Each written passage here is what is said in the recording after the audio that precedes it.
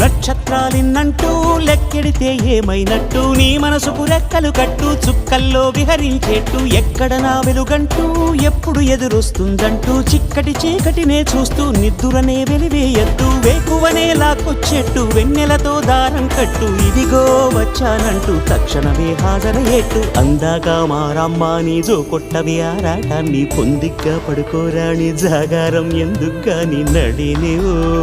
హరినివో తరుణివో మురిపించి ముద్దుల గుమ్మ